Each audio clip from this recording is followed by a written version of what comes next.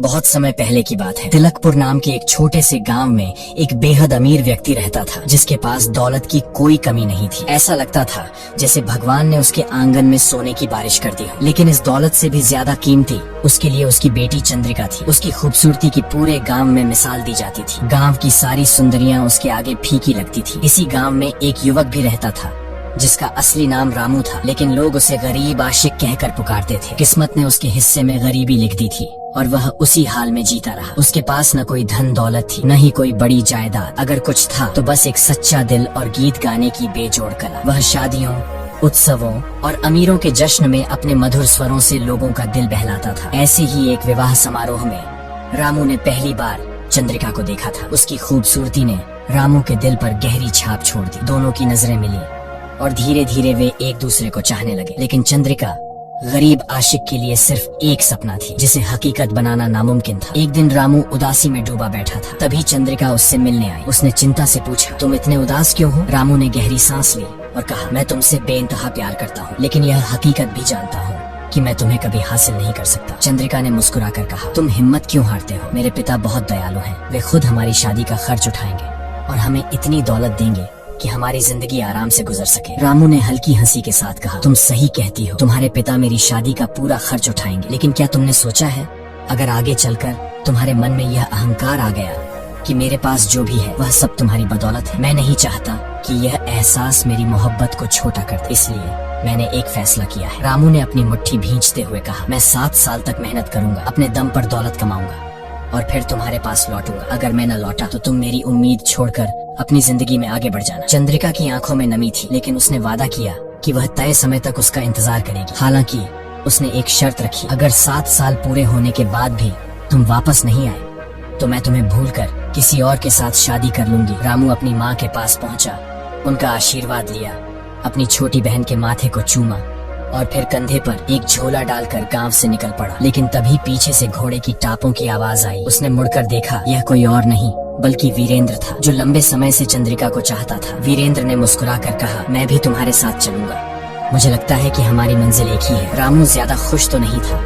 लेकिन वह मना भी नहीं कर सकता था। दोनों साथ साथ सफर पर निकल पड़े। बहुत दिनों तक चलने के बाद वे एक गहरी नदी के किनारे पहुँचे। सामने कोई पुल नहीं था, न ही नदी में कोई ऐसा उथला हिस्सा था जिससे पैदल पार किया जा सके। वीरेंद्र ने रामू की ओर देखते हुए कहा, तुम तैरकर नदी पार कर जाओ, मैं तुम्हारे पीछे पीछे आता हूँ। रामू ने अपने कड़े उतारकर किनारे रख दिए और नदी में कूद पड़ा। जैसे ही वह दूसरी ओर पहुंचा और मुड़कर देखा, उसकी आंखें फटी रह गईं। वीरेंद्र उसके कपड़े समेटकर घोड़े पर सवार हो चुका था और पूरी रफ्तार से तिलकपुर की ओर भाग रहा था। रामू चीख पड़ा, हे ईश्वर, ये कैसा धोखा! लेकिन अब कुछ नहीं किया जा सकता था। वीरेंद्र सांप की तरह सरसराते हुए गांव की ओर बढ़ गया। गांव पहुंचते ही उसने रामू के कपड़े लेकर उसकी माँ के पास पहुंचा और झूठ बोला, तुम्हारा बेटा नदी पार करते समय डूब गया, ये रहे उसके कपड़े। रामू की माँ पर दुखों का पहाड़ टूट पड़ा। अपने बेटे के कपड़ों को छूते ही वह जोर जोर से रोने लगी। रामू के कपड़े लेकर उसकी माँ सीधी चंद्रिका के पास पहुंची। आंखों में आंसू भरे कांपती आवाज में बोली, बेटी, रामू डूबकर मर गया, ये उसके कपड़े हैं जो वीरेंद्र लेकर आया है। अब तुझे पूरी छूट है, जिससे चाहे शादी कर सकती है। ये सुनकर चंद्रिका मुस्कुराई और बोली, माँ, तुम भी किसकी बातों पर यकीन कर रही हो? ये सब वीरेंद्र की मनगढ़ंत कहानी है। जब तक 7 साल पूरे नहीं हो जाते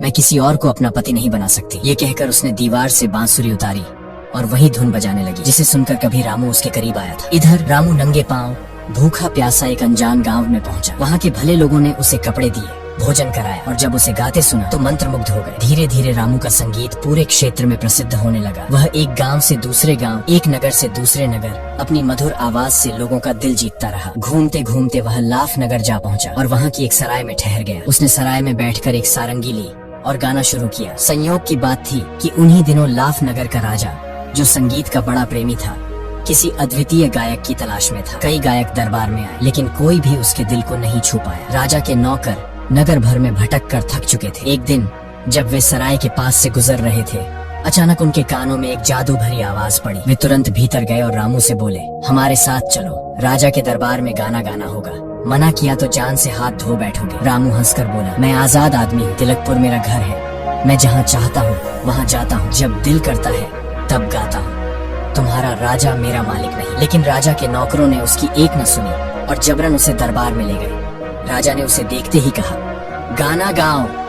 रामू ने गाना शुरू किया। उसके गीतों में चंद्रिका के रूप और मोहब्बत की कहानी बसी थी। वह गाता रहा और राजा सुनता रहा। जैसे जैसे गीत आगे बढ़ा, राजा मंत्रमुग्ध हो गया। उसकी आंखों में चमक थी, दिल में हलचल थी। राजा इतना प्रभावित हुआ कि उसने रामू को अपने दरबार में रख लिया। सोने चांदी की वर्षा होने लगी, कीमती वस्त्र मिले, ऐशो आराम की कोई कमी नहीं रही। धीरे धीरे उसकी जिंदगी रंगीन हो गई। वक्त बीतता गया, लेकिन वह चंद्रिका से किया अपना वादा भूल गया, या शायद भूलने लगा। 7 सालों में से आखिरी साल खत्म होने वाला था, लेकिन रामू को अब भी तिलकपुर लौटने की सुध नहीं थी। इधर तिलकपुर में चंद्रिका अब भी उसका इंतजार कर रही थी। जब 7 साल पूरे होने को आए तो उसने एक सौदागर को बुलाया और उसे अपनी सारंगी सौंपते हुए कहा, इस सारंगी को अपने साथ ले जाओ, जहाँ भी जाओ इसे सम्मान से सजा कर रखना, और यह ऐलान करना कि जो इसे अपना बता सके उसे यह सारंगी और एक बड़ा इनाम मिलेगा। सौदागर ने उसकी बात मान ली और अपने कारवां के साथ तिलकपुर से रवाना हो गया। वह जिस भी नगर में पहुंचता वह सारंगी को सबसे प्रमुख स्थान पर रखता और ऐलान करता, लेकिन कोई भी इसे अपना मानने नहीं आया। आखिरकार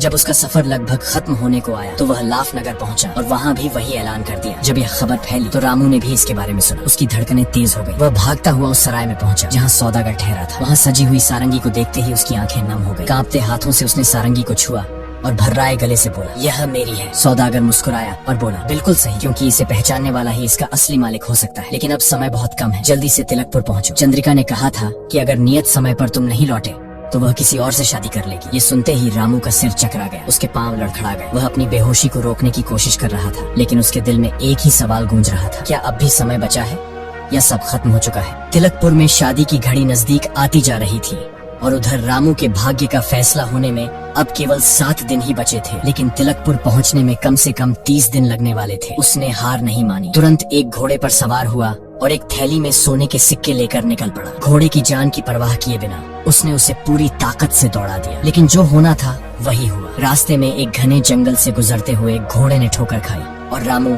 बदहवास होकर जमीन पर गिर पड़ा। सिर पर गहरी चोट आई और वह बेहोश हो गया। एक दिन बाद जब उसे होश आया तो खुद को एक कुटिया में पड़ा पाया। चारों ओर अंधेरा था और हल्की हल्की अगरबत्ती की खुशबू हवा में घुली हुई थी। सामने एक साधु खड़ा था जिसने मुस्कुराकर कहा, आंख खुल गई बेटा, तुम जंगल में बेहोश पड़े थे, मैं तुम्हें उठाकर यहाँ ले आया। बताओ तुम कौन हो और कहाँ जाना है? रामू ने कराहते हुए उठने की कोशिश की, लेकिन शरीर में दर्द की लहर दौड़ गई। धीरे धीरे उसने अपनी पूरी कहानी साधु को सुनाई और कहा, मुझे हर हाल में तिलकपुर पहुँचना है, लेकिन अब यह असंभव लग रहा है। मेरी मोहब्बत मुझसे छिनने वाली है और अब आत्महत्या के अलावा कोई चारा नहीं बचा। साधु ने सिर हिलाया और गंभीर स्वर में कहा, ऐसी बातें तो कायर करते हैं बेटा, तुमने सच्चा प्रेम किया है, तुम कायर नहीं हो, चिंता मत करो, तुम्हारी राह अभी खत्म नहीं हुई है। फिर साधु ने पास खड़े सफेद घोड़े की ओर इशारा करते हुए कहा, यह मेरा सिद्ध किया हुआ घोड़ा है जो 7 दिनों में तुम्हें तिलकपुर पहुंचा देगा। साथ ही यह एक चमत्कारी मिट्टी लो, अगर इसे किसी अंधे की आंखों पर लगाओगे तो वह फिर से देखने लगेगा। रामू ने साधु के चरणों में सिर झुका दिया और सफेद घोड़े पर सवार होकर तूफान की तरह आगे बढ़ गया। घोड़ा इतनी तेजी से दौड़ रहा था मानो हवा से बातें कर रहा हो। ठीक 7वें दिन आधी रात के समय रामू तिलकपुर पहुंच गया। गांव में हर ओर उत्सव का माहौल था। घरों में रोशनी झिलमिला रही थी, ढोल नगाड़े बज रहे थे और शादी के गीत हवा में तैर रहे थे। लेकिन इन गीतों की गूंज रामू के दिल में खंजर की तरह चुभ रही थी। वह कांपते हाथों से अपने घर के दरवाजे पर पहुंचा और धीरे से दस्तक दी। रुंधे हुए गले से पुकारा, माँ दरवाजा खोल, भूख के मारे मेरा बुरा हाल है, अपने मुसाफिर बेटे पर रहम कर। अंदर से एक कमजोर आवाज आई, राहगीरों के लिए अमीरों के दरवाजे खुले हैं, नगर में शादी ब्याह हो रहे हैं, तू वहीं चला जा, तेरा वहाँ स्वागत होगा। रामू के दिल को एक और झटका लगा। उसने फिर से कहा, माँ मैं किसी को नहीं जानता, इसीलिए तुझसे ही विनती करता हूँ, अपने मुसाफिर बेटे को अंदर आने दे। इस बार उसकी बहन की आवाज आई, माँ मैं उठती हूँ, देखती हूँ कौन दरवाजे पर खड़ा है। लेकिन बूढ़ी माँ झिड़क कर बोली, नाकारा लड़की अजनबी आदमी के सामने जाएगी, उसे अपने घर में आने देगी? देखती नहीं मैं अंधी हो चुकी हूँ, 7 साल से आंसू बहा रही हूँ और अब कुछ भी नहीं देख सकती। रामू अंदर ही अंदर कांप उठा। उसकी माँ अब देख नहीं सकती थी, फिर भी उसकी बहन ने दरवाजा खोल दिया। रामू अंदर आया, लेकिन किसी ने उसे पहचाना नहीं। उसकी माँ की आंखें अब दुनिया को देख पाने में असमर्थ थी और उसकी बहन के लिए वह कोई अजनबी था। घर के कोने में उसकी पुरानी सारंगी टंगी थी, लेकिन अब उस पर धूल की मोटी परत जम चुकी थी। उसने माँ से पूछा, माँ दीवार पर वह क्या लटका है? बूढ़ी माँ ने रूखे स्वर में कहा, तू भी अजीब मेहमान है, बस ये गनीमत समझ कि तुझे रात गुजारने के लिए छत और एक वक्त की रोटी मिल रही है। ईश्वर का नाम ले और सुबह यहाँ से चला जा। रामू की आंखें भर आई। उसने फिर से कहा, माँ मैं पहले ही बता चुका हूँ कि मैं तेरा बेटा हूँ, और यह मेरी बहन है। मैं बस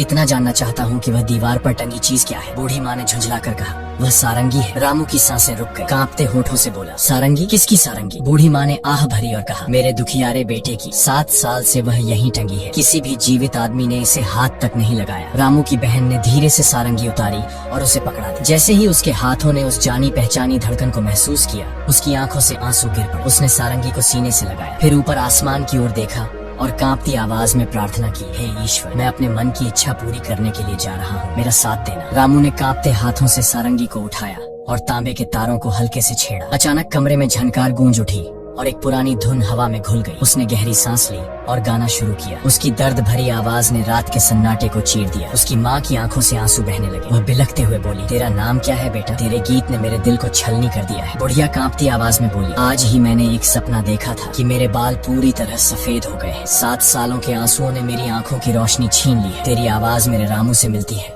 बता मेरा बेटा कब लौटेगा? रामू की आंखों में आंसू थे। उसने माँ को समझाने की बहुत कोशिश की कि वह उसी का बेटा है, लेकिन माँ को यकीन नहीं हुआ। वह कुछ पल चुप रहा, फिर धीरे से बोला, माँ कम से कम इतना कर दे कि यह सारंगी मुझे कुछ देर के लिए दे दे। मैंने सुना है कि पास ही में एक शादी हो रही है, वहाँ जाकर गाऊंगा, बजाऊंगा और जो कुछ मिलेगा उसे तेरे साथ बांटूंगा। बुढ़िया सख्त लहजे में बोली, नहीं, जब से मेरा बेटा गया है ये सारंगी घर से बाहर नहीं गई। ये मेरी आखिरी निशानी है। रामू ने धीरे से अपनी थैली से कुछ सोने के सिक्के निकाले और माँ के सामने रख दिए। देख, ये सोने के सिक्के हैं, अब ये सारंगी मेरी जिम्मेदारी है। बुढ़िया ने थैली को टटोला और सिक्कों की चमक महसूस होते ही उसने धीरे से सिर हिलाया। ठीक है, लेकिन इसे संभाल कर रखना। रामू की बहन ने उसे शादी वाले घर का रास्ता दिखाया और वह वहाँ जा पहुँचा। बहन दरवाजे पर खड़ी रही क्योंकि उसे यह देखना था कि आगे क्या होने वाला है। इस घर में चंद्रिका रहती थी और इसी रात उसकी शादी वीरेंद्र से होने वाली थी। वीरेंद्र अपने रिश्तेदारों और साथियों के साथ खाने पीने में मस्त था। दूसरी ओर चंद्रिका पर्दे के पीछे अपनी सहेलियों के साथ बैठी थी। उसके एक हाथ में शराब से भरा प्याला था और दूसरे हाथ में एक तेज खंजर। उसने कसम खाई थी कि वह वीरेंद्र के पलंग पर पांव रखने से पहले अपनी जान ले लेगी। तभी उसने सुना कि कोई अजनबी आया है और गीत गाने की इजाजत मांग रहा है। वीरेंद्र ने हंसते हुए कहा, बेशक गाओ, ये खुशी का मौका है। गाने और नाचने वालों को भला कौन मना कर सकता है। अगर तुम्हारा गीत मुझे पसंद आया तो मैं तुम्हें इनाम दूंगा। रामू ने अपनी सारंगी उठाई, उसकी तारों को छुआ और गाना शुरू किया। लाफ नगर में मैंने मिश्री मदिरा का जाम लगाया, 3 ही दिनों में मैं उड़कर यहाँ पर आया। वीरेंद्र का छोटा भाई, जो कुछ ज्यादा समझदार नहीं था, तुरंत खंजर निकालकर चिल्लाया, झूठ बोलता है, लाफ नगर से यहाँ कोई 3 दिनों में कैसे आ सकता है? वीरेंद्र ने उसे शांत करते हुए कहा, अरे भाई, यह गायक है, अपनी कल्पना में तो यह सारी दुनिया घूम सकता है, इसकी बातों को गंभीरता से मत लो। लेकिन उधर पर्दे के पीछे चंद्रिका की सांसें थम गईं, उसकी आंखें चमक उठी। उसने अपनी सहेली से कहा, तू इसे नहीं पहचान सकती, लेकिन मैं इसकी आवाज पहचान गई हूँ। ये मेरे गरीब आशिक की आवाज है। इतना कहते ही उसने झर का प्याला फेंक दिया और खंजर को दूर उछाल दिया। फिर वह पागलों की तरह दौड़ती हुई झरोखे के पास पहुंची, जहाँ से रामू को देखा। उसकी आंखों में आंसू भर आए। यह वही है, उसे अब और कुछ नहीं दिखा, न दुनिया, न समाज, न शादी की रस्म। वह भागती हुई रामू के पास पहुंची और उसके गले से लिपट गई। दोनों कुछ पलों तक बेसुध पड़े रहे। वीरेंद्र का भाई यह देखकर आग बबूला हो गया। उसने खंजर निकाला और उन दोनों पर टूट पड़ा, लेकिन वीरेंद्र ने उसे रोकते हुए कहा, भाई रुक जा, अपना गुस्सा ठंडा कर। जो मेरे भाग्य में था मुझे वही मिला, और जो मेरा नहीं था उसे मैं कभी भी हासिल नहीं कर सकता। कुछ पलों बाद जब चंद्रिका को होश आया तो वह लाज के मारे लाल हो गई। उसने अपने हाथों से चेहरा ढक लिया और पर्दे के पीछे छिप गई। वीरेंद्र ने रामू की ओर देखा और गंभीर स्वर में पूछा, मुझे यह समझ नहीं आ रहा कि तुम इतने कम समय में लाफ नगर से तिलकपुर कैसे पहुँचे? रामू ने हल्की मुस्कान के साथ कहा, यह एक लंबी कहानी है, लेकिन अब मैं तुम्हें सब सच बताता हूँ। इसके बाद उसने अपने सफर के हर मोड़ की दास्तान सुनाई। कैसे वह जंगल में गिरकर बेहोश हुआ, कैसे एक साधु ने उसकी जान बचाई और कैसे उसने सिद्ध घोड़े और चमत्कारी मिट्टी प्राप्त की। इधर रामू की बहन, जो दरवाजे पर खड़ी यह सब देख सुन रही थी, दौड़कर अपनी माँ के पास गई।